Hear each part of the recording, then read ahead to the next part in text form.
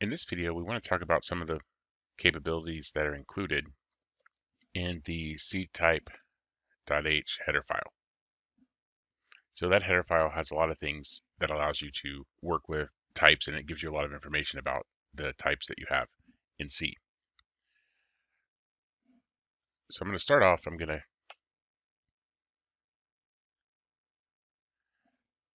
to create a character array, which will actually be a string. And I'll have some characters and numbers in there. And I'm going to go through the string. Again, normally I wouldn't want to do this, but again, use string length, but I know that I've just defined it up here. I can have confidence that that's a valid string. So I'm going to print off what the actual character is that we're looking at.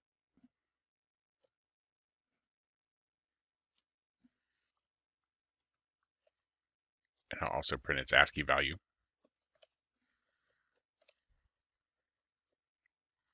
In fact, let's go ahead and run the program now, just so we see what happens.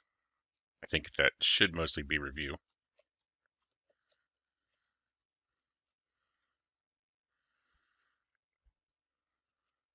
So I need to include string.h as well.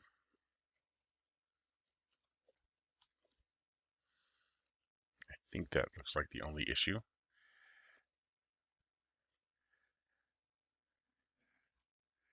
So I need a printf new line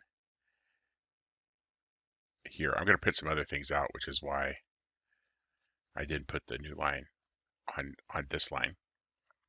So let's build the file. And so you can see it goes through and you can see the different ASCII values, the difference between where uppercase letters are stored, lowercase letters are stored, and then digits are stored. Or stored's not the right word, but where their values lie in the ASCII table. So now we're going to do some functions that check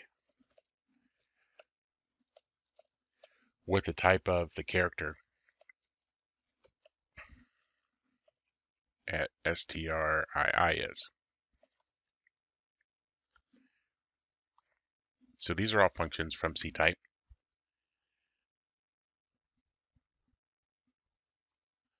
So this is not isalnum, this is alphanumeric. So we're asking is, and then we'll ask the type.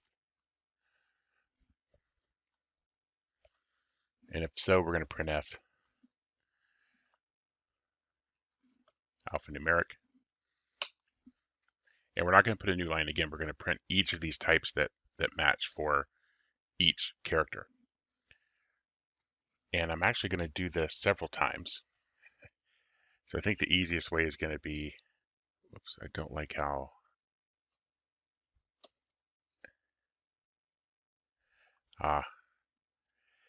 so it's never good when you see a warning like that and then you go ahead and copy and paste, because now I get to change this 7 times instead of just 1. But okay, so obviously right now I don't want to check 7 times if it's alphanumeric, so let's see the different other options. So we can ask is alpha, in which case we'll write alpha.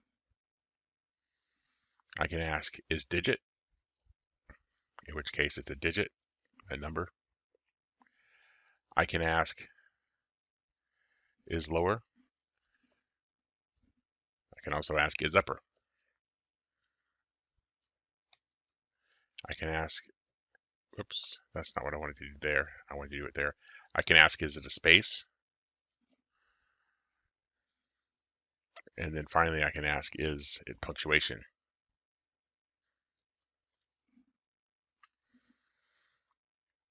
Okay, so there I've gone through and just checked a couple of these. There's some others that you may want to look at, but I think these cover what we're interested in. So this should give you some idea.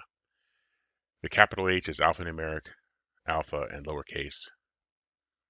I guess actually to be consistent, I should print this particular field in 3 columns just to make everything line up a little nicer.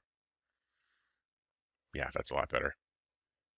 And I also want to get rid of that stray asterisk. I'm not sure what that's doing. Okay, so now I think our output's cleaned up a little bit. And then you can see 4 is a digit and it's an alphanumeric. The dash is punctuation. Here we have a space, so that's a space, and so on.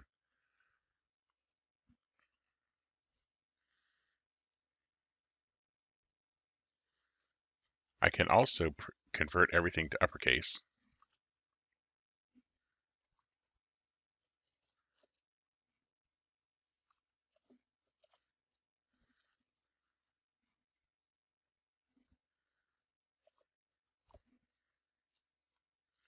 So to do that, I don't print strii, I print toupper, string ii. And as you might expect, I can do almost an identical thing with lowercase.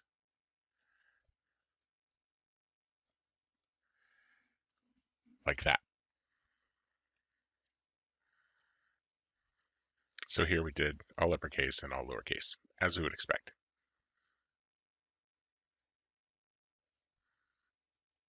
So I'm going to add a couple more characters just to give us a little more thorough testing. So you can kind of see now that there's a tab. That tab comes across as a space. And I don't want to just show digit. There's actually another cool function called xdigit. And if it's an xdigit, then well, let's see which ones show up as xdigits. So these show up as xdigits, 421. But notice capital A is also an xdigit. And lowercase e is also an xdigit.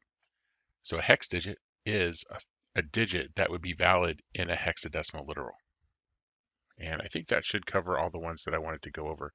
So there's a lot of nice functions that you can use here. One of the real advantages to the functions in this particular header file is since you're going character by character and you can read character safely, you can use this to write your own safe input function to get input from the user and return it in the appropriate type.